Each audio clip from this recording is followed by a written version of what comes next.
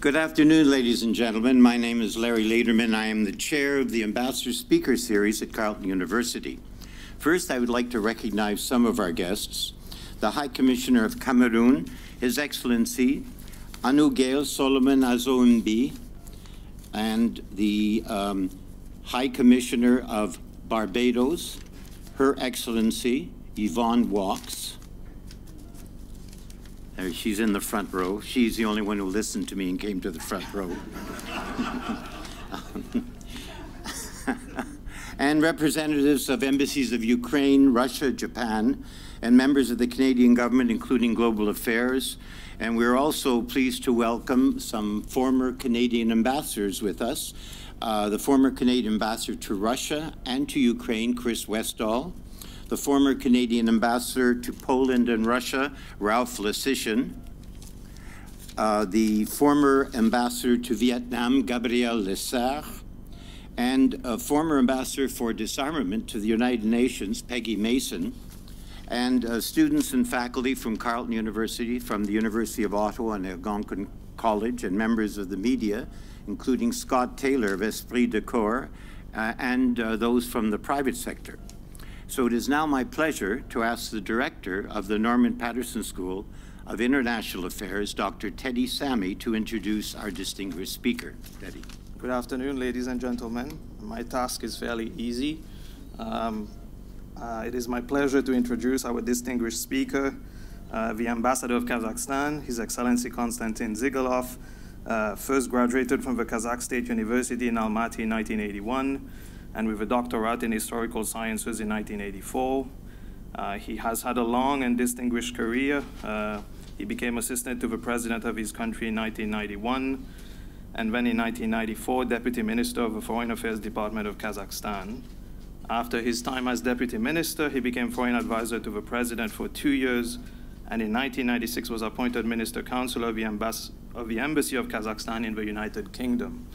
In 2001, he was appointed Ambassador to Poland, and then a few years later, Ambassador to Belgium, where he was also accredited to the Netherlands and Luxembourg, as well as Head of Mission to the EU and NATO. In 2009, he returned to his country and assumed the position of Deputy Minister of Foreign Affairs, and also became the National Coordinator for Cooperation with the EU.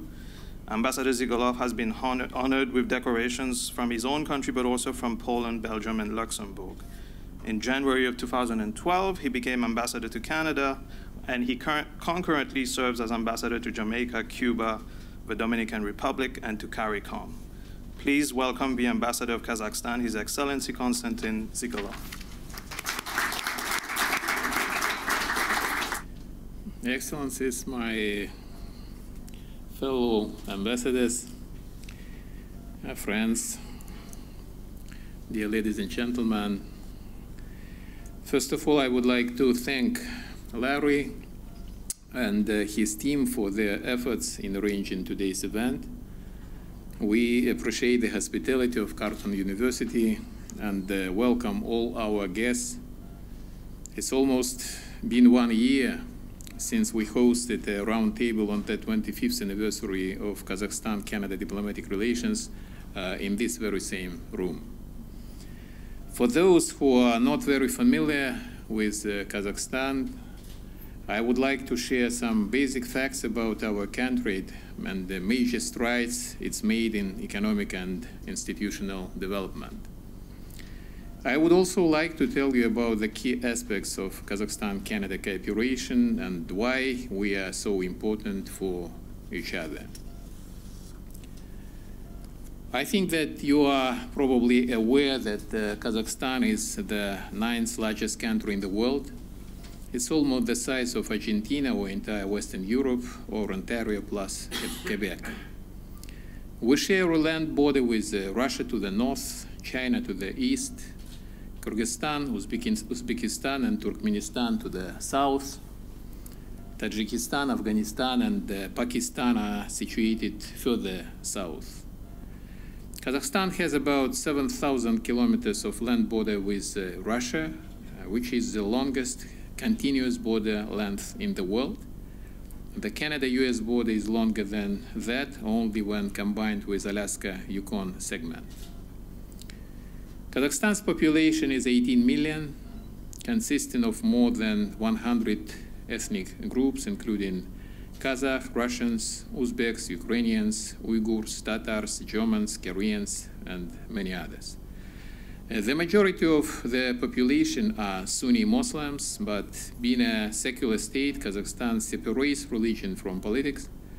The constitution declares Kazakhstan as the state of or official language, and Russian enjoys an official status, and it's widely spoken across the country. Kazakhstan's economy is mainly driven by the energy and agriculture sector.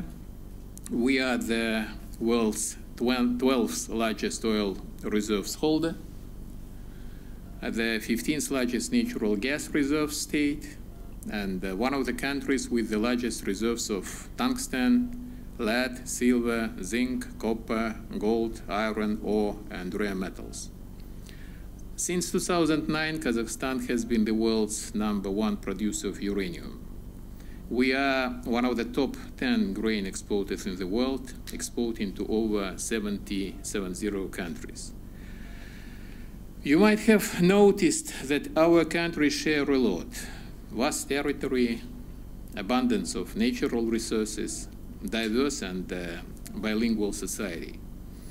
Not to mention cold winters and, of course, love to hockey.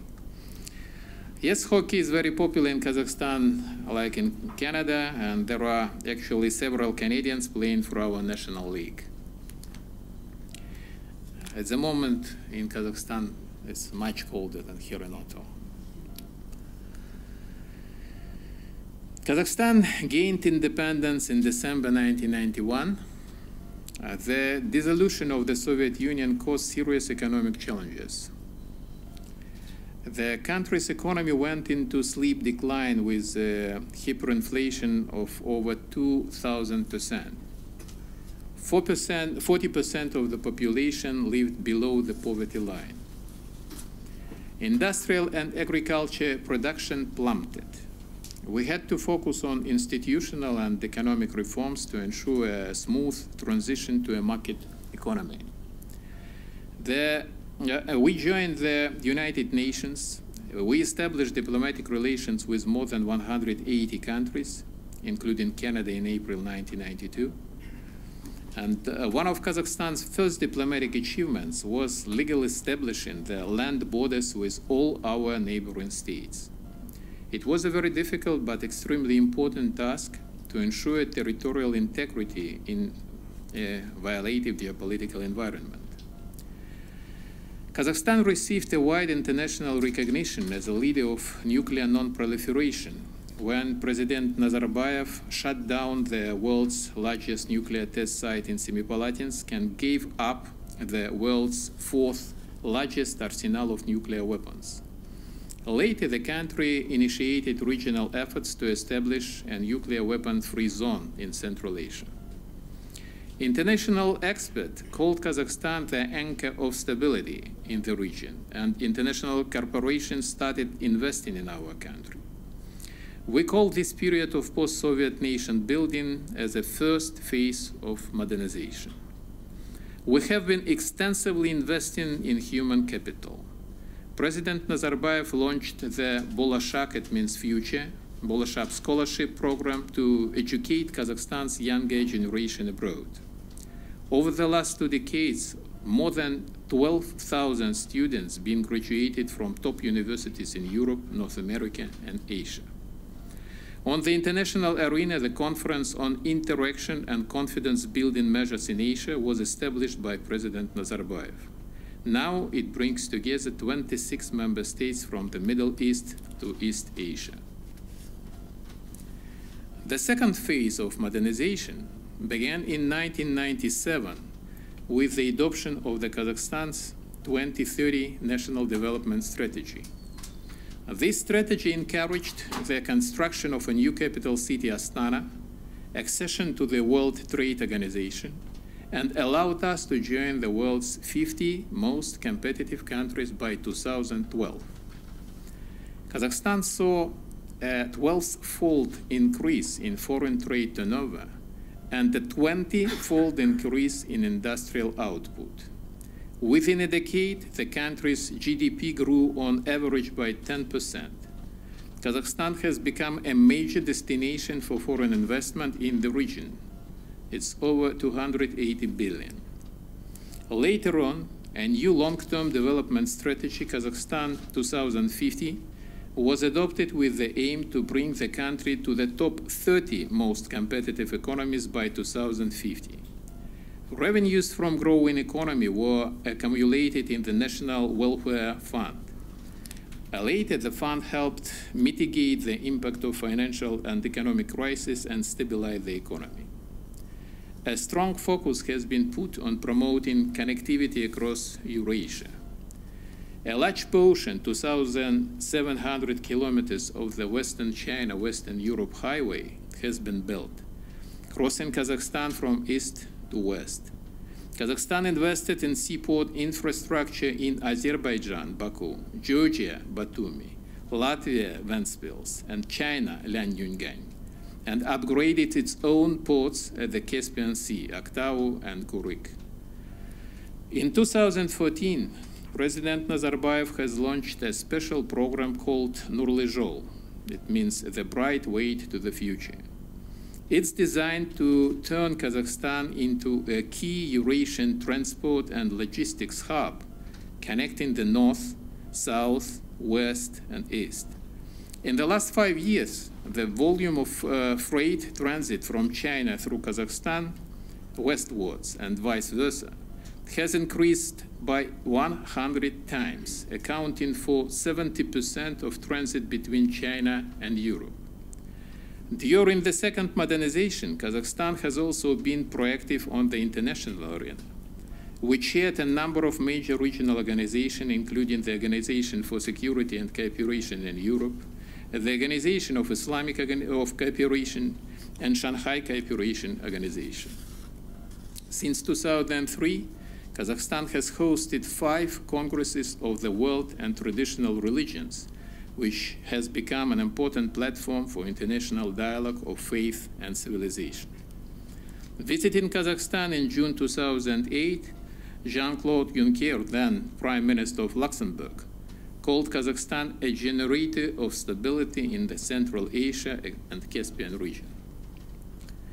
Last year, our President announced the third modernization of Kazakhstan.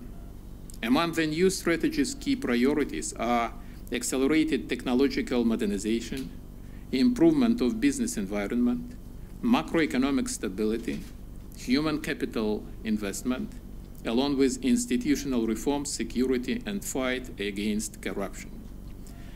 As part of these efforts, a new national company, Kazakh Invest, has been established to serve as a one-stop shop for foreign investors. In January 2017, Kazakhstan unilaterally introduced a visa-free regime for the citizens of the 38 developed countries of the world, including Canada, in order to promote business contacts and international tourism. Global Expo 2017 was held last summer in the capital city Astana, focusing on the theme of future energy. Almost 4 million people visited the pavilions of 115 participating countries and 22 international organizations. In January 2018, the Astana International Financial Center was launched at the facilities built for the Expo.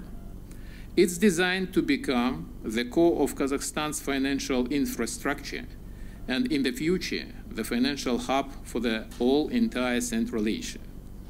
The Constitution was amended purposely to provide this center with an independent jurisdiction based on the principles of English law, with a preferential tax regime and financial court.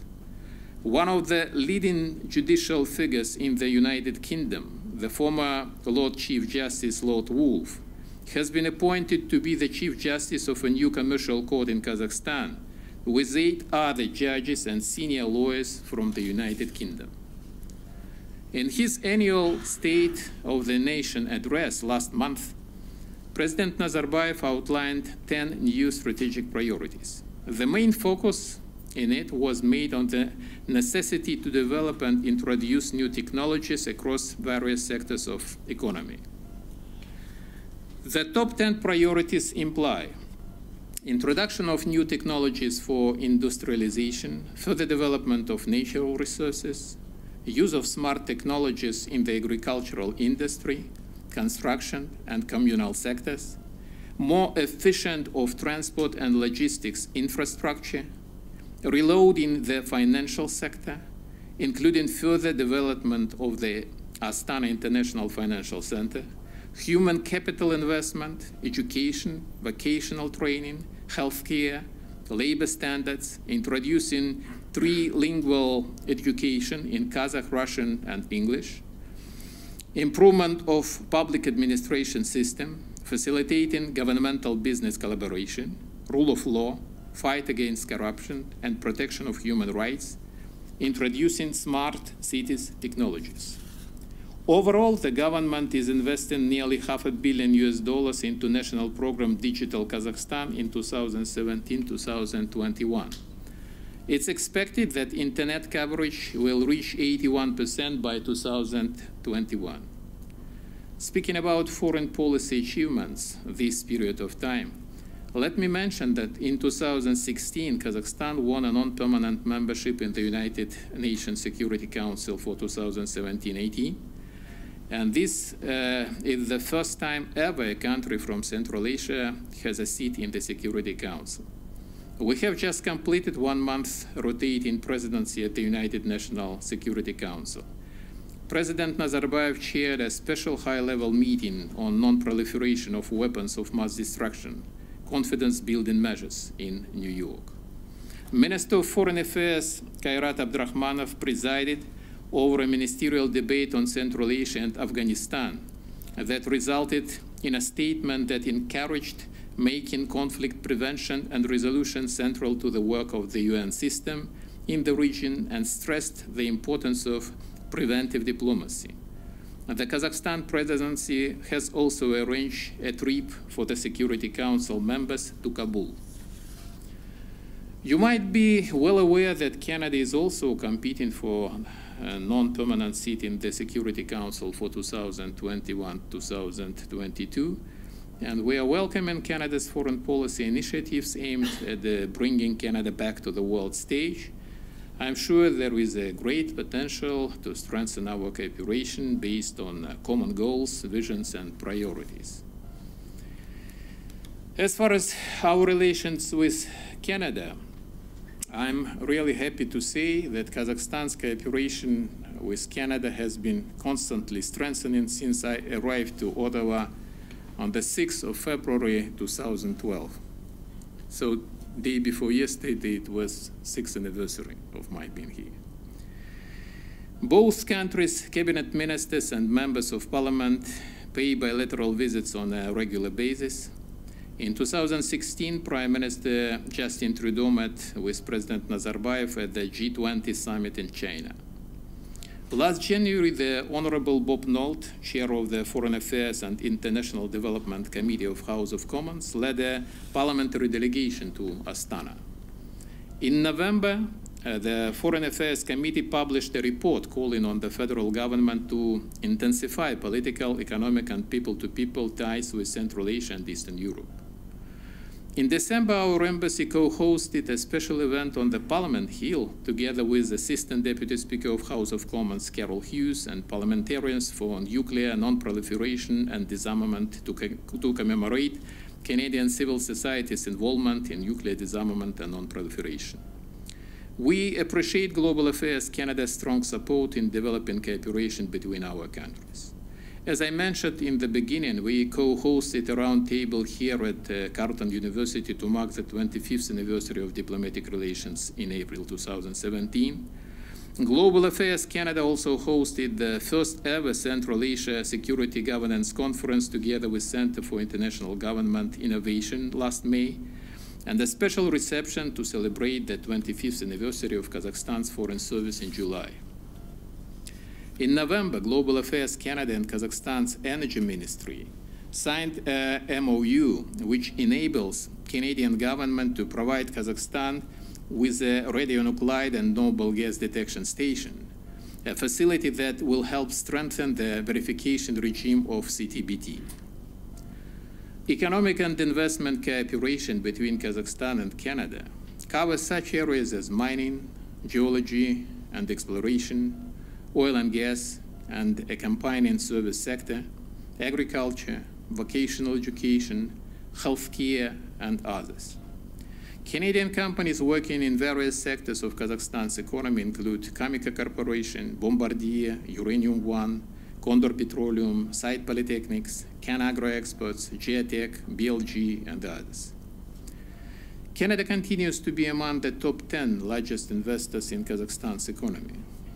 According to Global Affairs Canada, Canada invested in Kazakhstan nearly $16 billion from 1994 to 2013, while a larger portion of it, $11 billion, fails on 2010-2014. Kamika Corporation alone has invested more than $400 million in Kazakhstan's uranium industry over the last 15 years. A new agreement has just been signed to expand its operation for the next 30 years.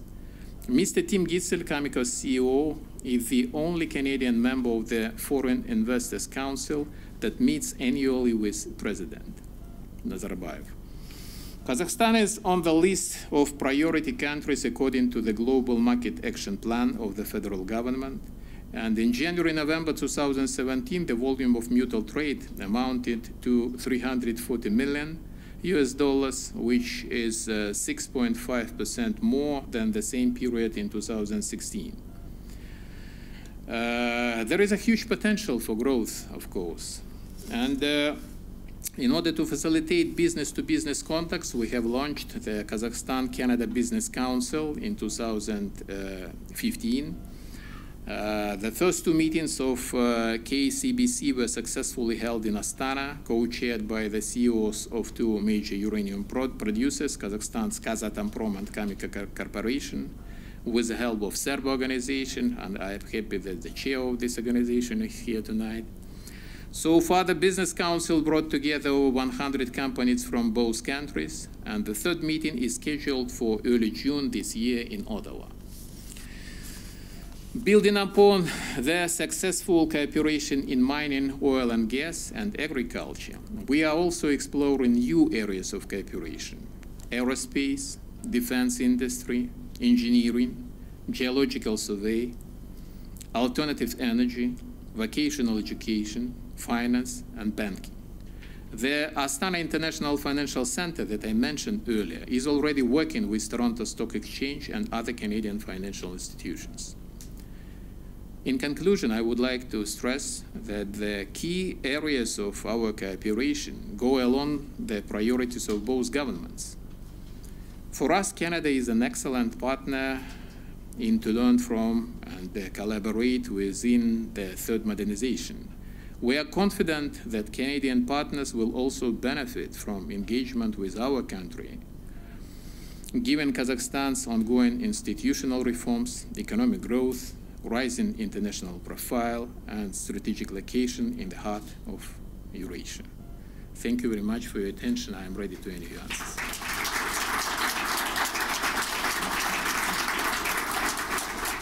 Hello, I'm Brent. I'm a student here. And I was just wondering, with the recent announcement of changing the Kazakh language from the Cyrillic alphabet to the Latin alphabet, what were the reasons for that, and what does that mean for Canadian-Kazakh relations? Thank you. So actually, let me inform you that we had a different alphabet in our history. We had the Arabic alphabet, we had Latin before, then we had Cyrillic, now we're just getting back to Latin. And mostly because, you know, as I've just mentioned in my, my speech, my introduction, that one of the main tasks for us is to be not even, you know, bilingual, to be trilingual country. Kazakh is a state language. Russian enjoys to be the official language, if necessary. And English is more and more popular in Kazakhstan, and so it's three languages, main languages. The whole world, and in particular business world, is now working in English language, and it's a Latin alphabet. So this is, you know, the main explanation. We are getting back. We want to be closer to the business society at the moment, business world. Of course, you know, it takes some time. You are probably aware that in the region there are some countries which already adopted the Latin alphabet, like, for example, Uzbekistan. But there were some difficulties on the way too, because it's not just a very easy task. You decide it, and next day you already have this alphabet. It takes a lot of efforts, and it takes a lot of money. So we want to have it step by step by 2025. Next question, please. Hi. Hello, I'm Andre Plourde from here at Carleton. Thank you very much for being here tonight. Looking at when you introduced your map and realized the long border you had with Russia and the long border you had with China, does Kazakhstan see itself as a diplomatic bridge or other between either Central Asia and Russia or China, or some kind of relationship of that nature? What kind of role do you see the country playing? Thank you. Thank you very much. You know, always when we just listening to different introductions, practically each country consider itself to be a bridge.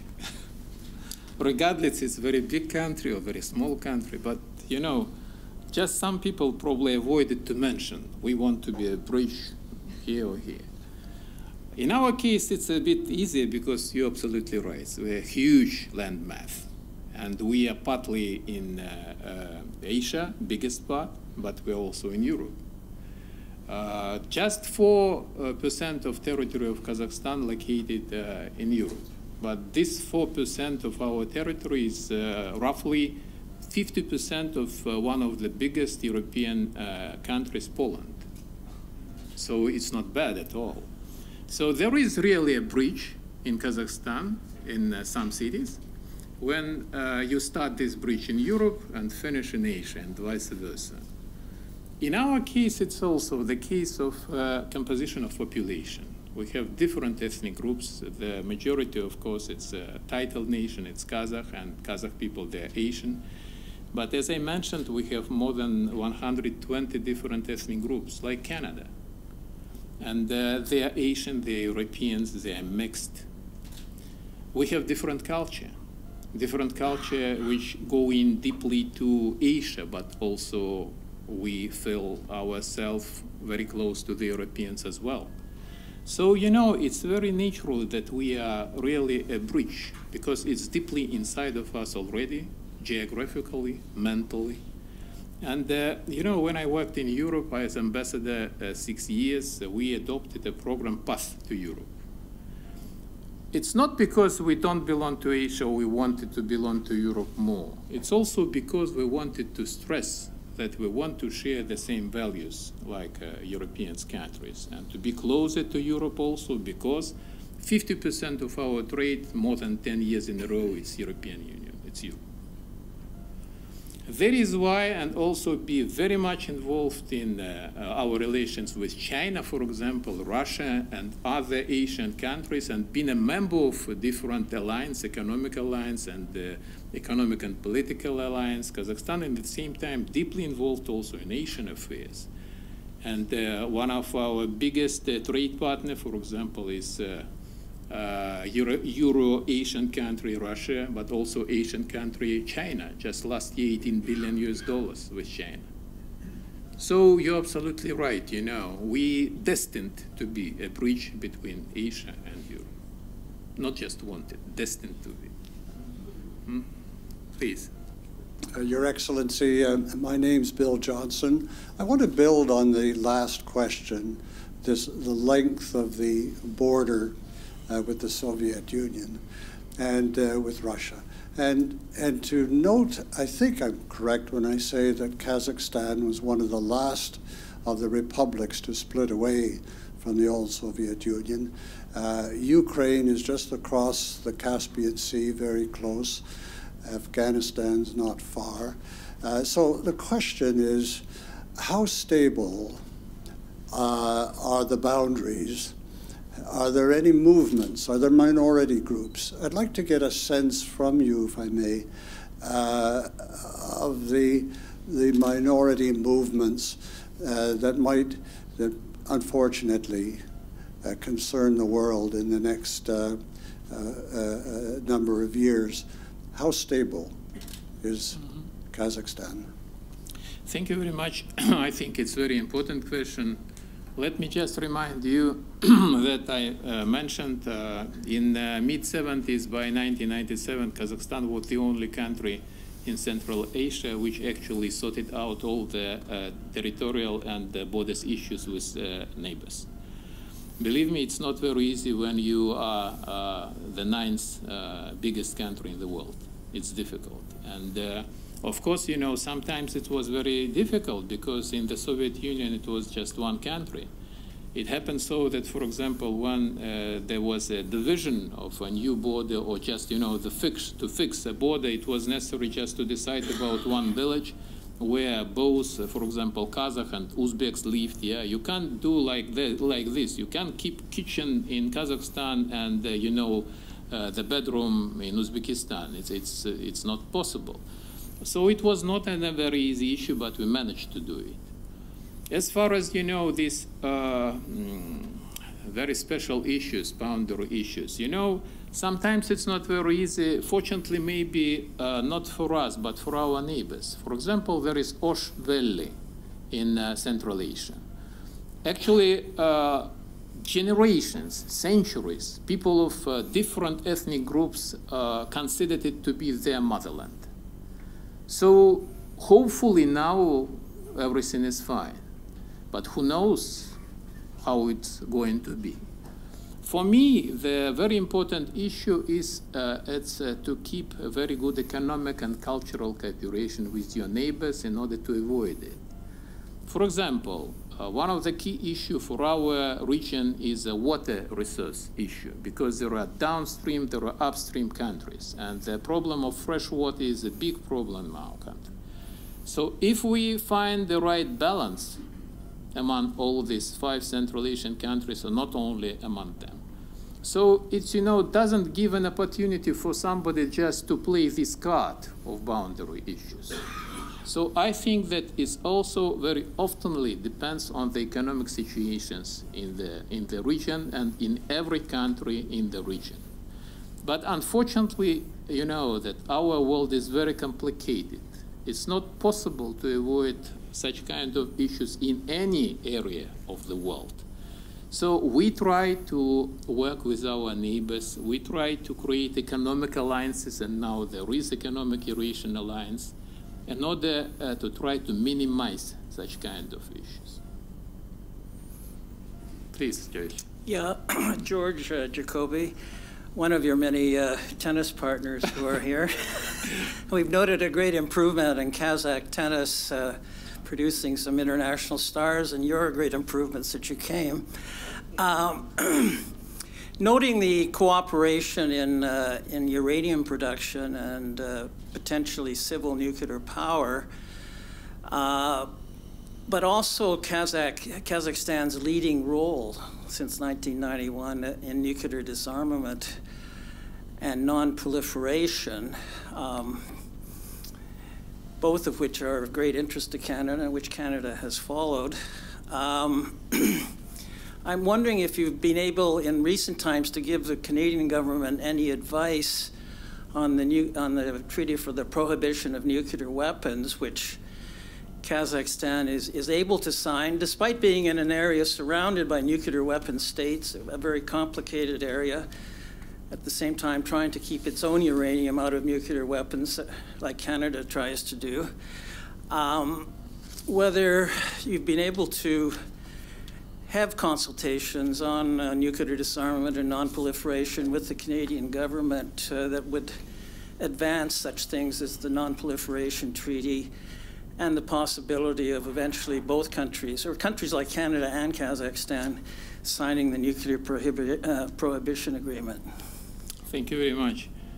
It's a really important issue for us, in particular for my country. You know, we have a unique non-proliferation record in the world. it's very difficult to repeat this. First, even before the former Soviet Union was broken, Kazakhstan decided to close the biggest nuclear test site in Semipalatinsk.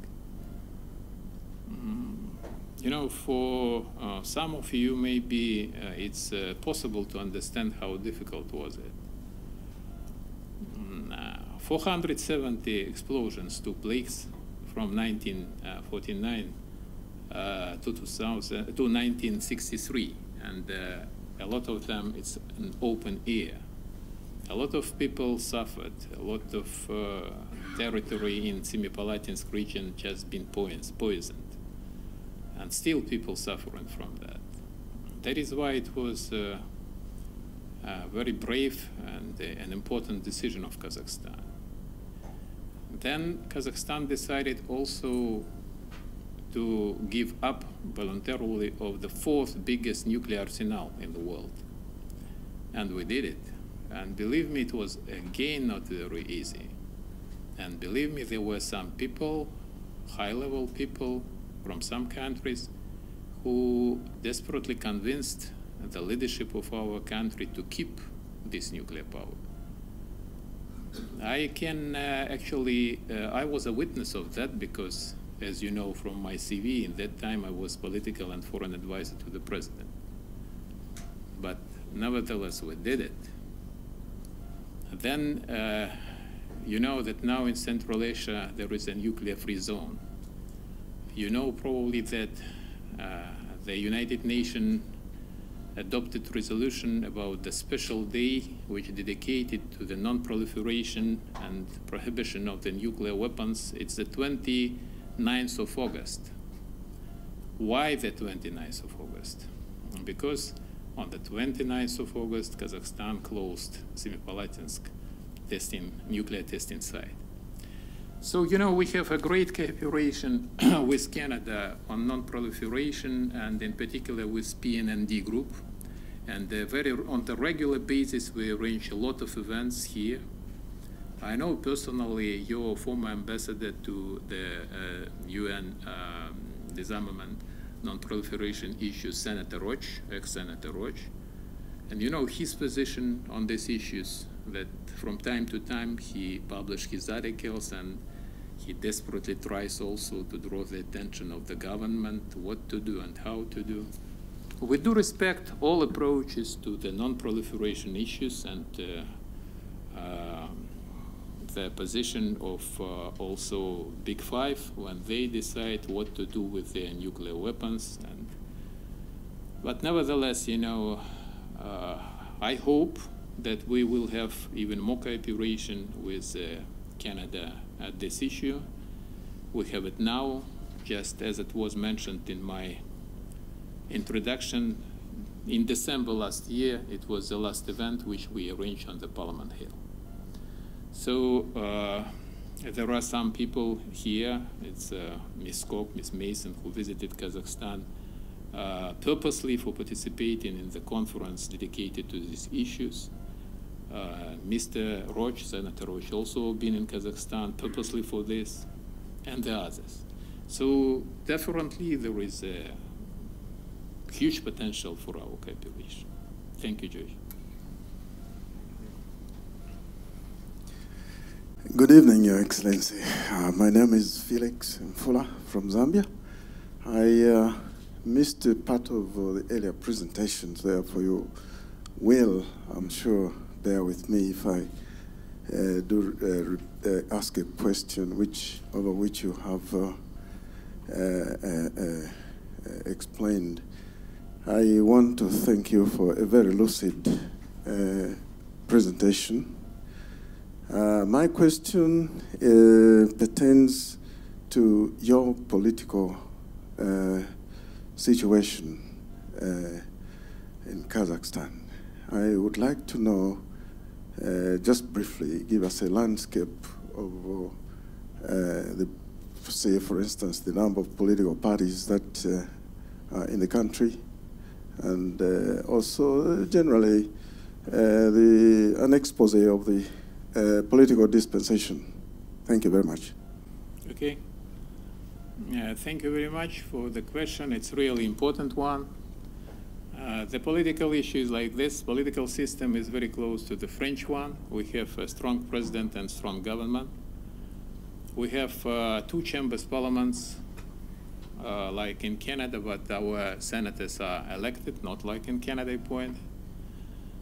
We had the last elections, presidential elections in 2015 and last parliamentary elections in 2016, so we are going to have it 2020, 2021. We have 3 political parties in the parliament, and the 6 political parties were on the track, on the way to be elected to the parliament.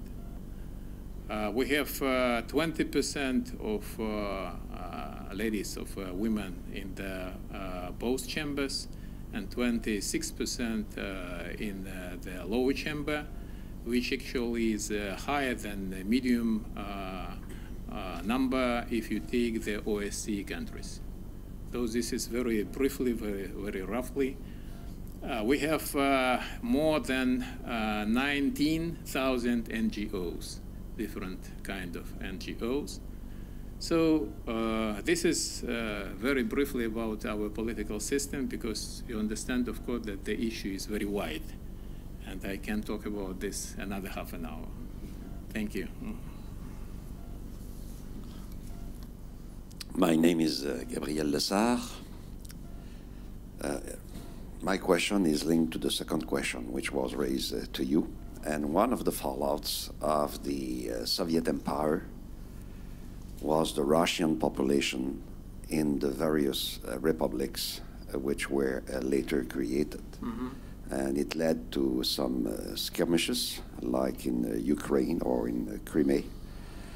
And there is also the question of the loyalty of this population, Russian population origin, towards modern Russia. How is it managed in your country? Do you sense that there is some possible tension in terms of relationship between Russia and Kazakhstan? Mm-hmm. As I mentioned, and I just will repeat it, Kazakhstan is multi-ethnic country. And you're absolutely right, Russian population is the biggest minority in our country. So it's slightly more than 20% of all our population. But this is the biggest percentage if you take the, let's say, former Soviet countries or republics, as you like. This is the biggest percentage. Kazakhstan is a very special country because, you know, there was a short period of time in the end of 50s when the Kazakh people, the title nations, actually was not the majority, and it's very rarely, and it wasn't officially. Also because, you know, there are, during the Second World War, before Second World War and after, there was a policy of Stalin to move the whole people from one region to another one. So a lot of people from Caucasus, from Far East, were just moved to Kazakhstan. That is why, also because in mid-50s there was a so-called Virgin Lands campaign, and that is why it happened. At the moment it's different. It's 65% of population. It's ethnic Kazakhs. As I told you, 20. It's Russians, ethnic Russians, and all the others representative, more than 120 different ethnic groups. Touch wood, we had never had any conflicts on the national belongings, and that is why Kazakhstan actually it's like a region of stability in the former Soviet Union. We also have 18 different religion denominations in our country, 18. And Kazakhstan is, as you know, the country which hosts the World Congresses of World and Traditional Religions. It happened in 2000, at the very early of 2000, when the Pope, then Jan Paul II, visited Kazakhstan. He talked to our president. He was really impressed with the level of inter-ethnic and inter-religious stability in our country. And they decided this opportunity to host the Congresses of World and Traditional Religions. And you're right, number of ethnic Russians and other people moved from Kazakhstan from 1991. For example, in 1991, we had 1 million ethnic Germans. Now, a lot of them moved to Germany, and we have 210,000 to 120,000, but we still have. Because why? Not all of them moved to Germany. Of course, different reasons, but also because a lot of people just consider Kazakhstan to be their motherland. I think that, you know, people who wanted to leave our country already left it. Of course, there is some process, but the economic situation, first of all, the historical relations which we have actually give us an optimism in this case that at the moment there is nothing to worry about. Hello, I am Tass. I'm a student here, and you mentioned in your PowerPoint that like the government is seeking to increase like the technology in the workforce and the community and the industry, but wouldn't that negatively affect the economy, and how would you deal with that? So, thank you. What will be negative if we increase technologies? No, yeah, like increasing technology in the workforce, like the new technology, new modernized technology, wouldn't that like increase unemployment rate? I see, I understand. Now I understand, okay. You know that this is always an issue which we keep in mind. We should keep in mind when we are talking about technologies. Because, you know, of course, people talking about jobs, and when there are a lot of new technologies introduced, a lot of people could just, you know, lose their jobs. We try actually to keep it in mind, definitely. And by the way, keeping this in mind, I send a few cables from here, from Canada, about your experience, what you are doing for this. And for me, Canada definitely is doing well in this direction. You have a good experience. We try to take it also, to keep it in mind. But I think that if we keep in mind the necessity of increasing new jobs for people, if we keep in mind the let's say the dangers of one economy, small cities, small towns, if we can sort it out what to do with some small villages and small towns when actually, for example, 1 or 2 deposits are exhausted, and again, this is experience of Canada as well in oil sector. In this case, we'll try to be assured that we are on the right track. But I think that actually we have no choice. Technologies, new technologies, is the only way of our further development. So the only way for us, what we should do for this, we should just always try to keep in mind that there are 2 sides of the coin. Please. Thank you very much, Your Excellency. My name is Rafael Mikrali. I'm a Euro student here at Carleton. So my question is about the Eurasian Trade Union. Does the union plan to expand? If yes, what are the candidate states? And how would Canada and Kazakhstan benefit from this? Thank you. Thank you very much for this question. It's also very important. We have an economic alliance with a number of countries. Mostly this is the countries of the former Soviet Union. It was not a very easy task to create it, and the first years of its, the very first year, I think that the really successes of this alliance were not actually as probably some people expected. But at the moment, I think that definitely we already understand that this is definitely a right way. And our trade with all countries of the Eurasian Economic Alliance increased in some cases from 10 to 30+% last year, and this is definitely good. I would not be right if I say that everything is going very smoothly, not at all. Sometimes it's difficult, but you know, I think it's normal because if you are aware what is the European Union, for example, and as I told you, you know, I was responsible for European affairs as ambassador 6 years and as a deputy minister 6 years. And I started our agreement on, with the European Union on advanced partnership agreement. Kazakhstan is the only country who has such kind of agreement with the European Union. I know what it is and how actually the European Union is developing.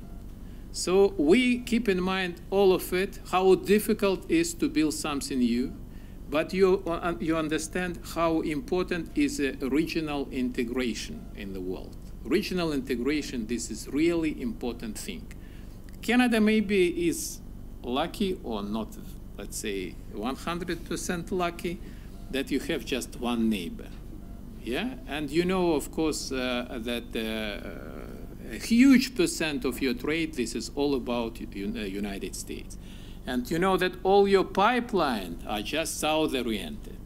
In Kazakh reality, we have different pipelines and in different directions. And we do understand that it's really important to develop Eurasian Economic Alliance, but we also try to increase it. We also try to increase cooperation in Shanghai Cooperation Organization, where you know such a huge countries like China, India, and Pakistan actually are the member of this organization. We also try to increase our cooperation, keeping in mind the all prospects of One Belt, One Road policy. And as I mentioned in my introduction, you know that 70% of all railroad deliveries and goods from China to Europe now is going via Kazakhstan.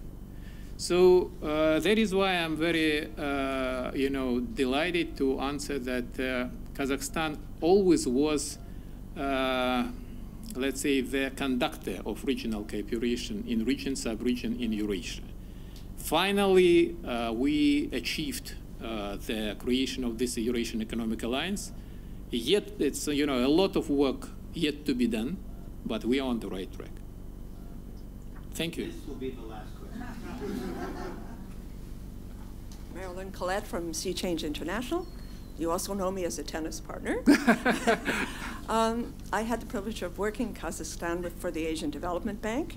And at that time, after the breakup of the Soviet Union, Kazakhstan had a huge challenge to develop its own institutions and to make a lot of changes within its public sector arrangements. I'm really interested to know, well, OECD was helping, World Bank was assisting, and of course, Asia Development Bank. I'm interested to know what is the evolution of your public sector in terms of rationalizing it and developing these new institutions, and what are the challenges ahead? In 3 words or less.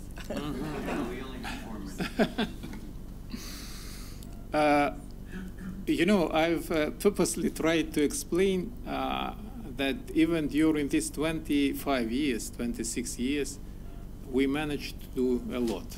3 stages of our modernization only. When Kazakhstan was a Soviet Republic in 1991, Kazakhstan was number 13 as far as the GDP is concerned, of 15 Soviet republics. Number 13 of 15. And already a number of years in a row, Kazakhstan is number 2 after just Russia. Russia is 147 million people at the moment. Kazakhstan is 18 million people. Even such a big countries like Ukraine and the others have less GDP than Kazakhstan at the moment.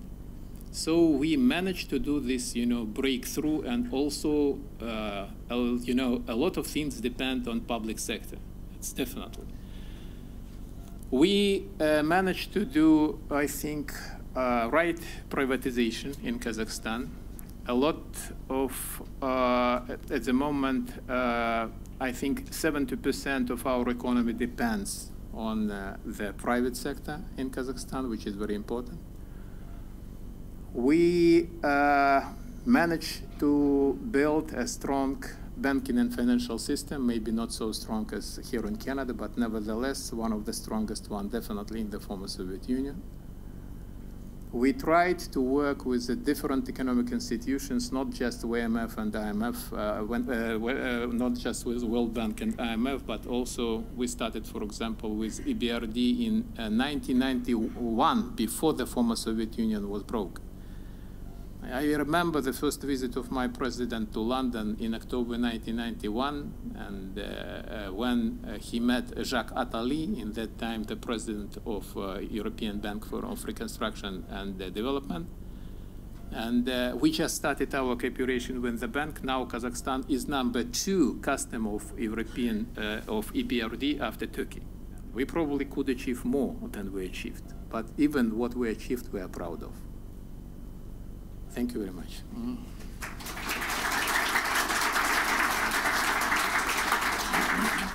Thank you very much. I'm retired, so I can say a lot of things I couldn't say before. But I was privileged to serve in several countries of the former Soviet Union and to be in every single one of them since '91, and to witness the changes and the tempo of transition since the collapse of the former Soviet Union. 25 years, 26 years is not a lot. They are saying now that 26 years is only one generation. I want to speak to that point. Only one generation, a lot has been done. One of the, in my estimation and as some other academics, the Bolshak scholarship program for students has been pivotal. First with Russia and China, United States, France, and Germany. We started with 27 students and went up to 250 and 350 with private students. It makes a huge difference that that youth is educated abroad, comes back with new ideas, and like our students with the RMC, those who receive scholarships have that many number of years of work guaranteed. That is also a really positive thing.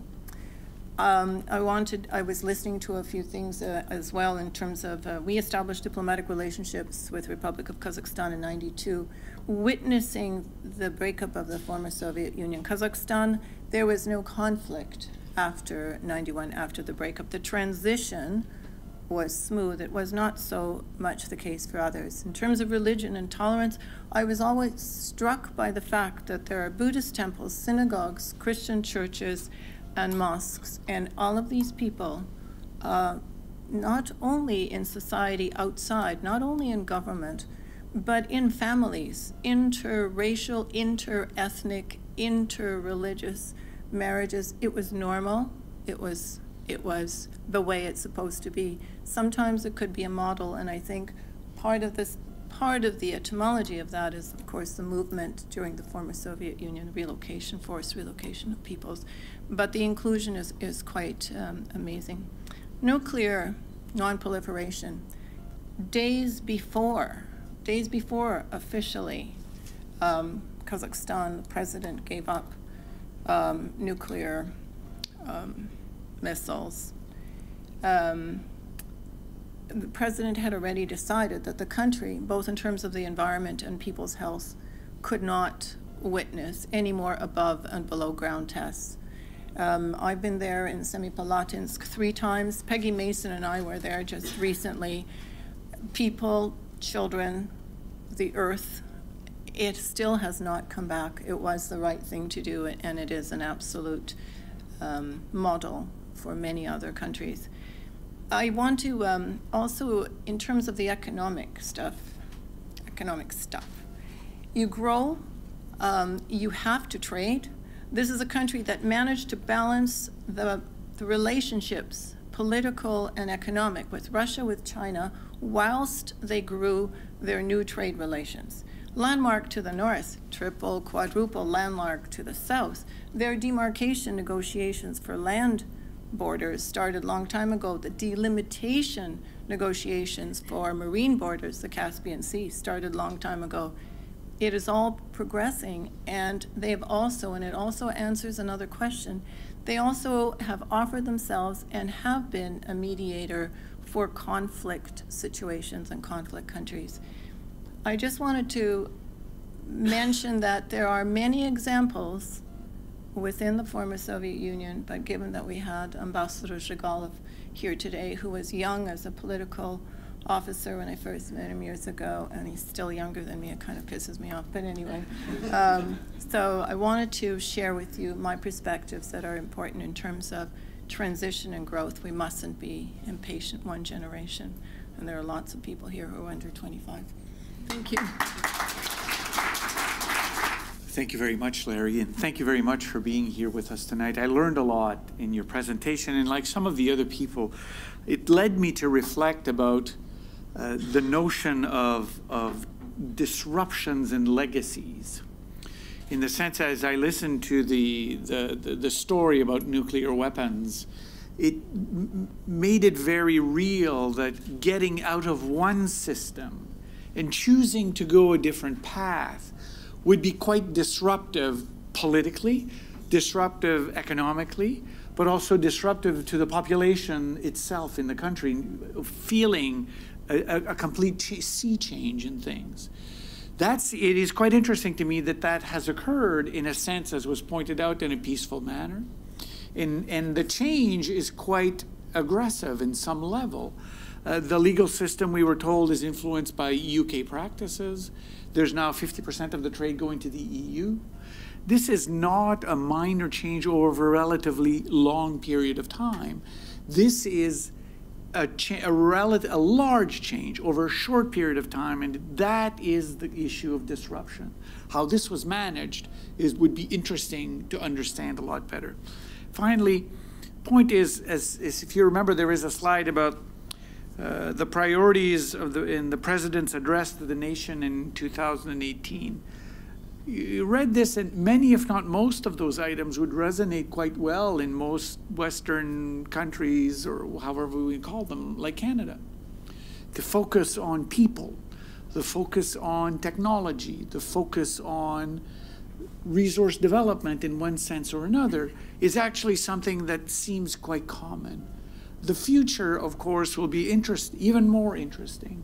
It was interesting to see that renewable energy, or as you mentioned it, alternative energy, was part of the story. As you know, Canada is working through those types of issues right now, and maybe we can go part of the way together as we learn how to do this. Thank you very much for being here today.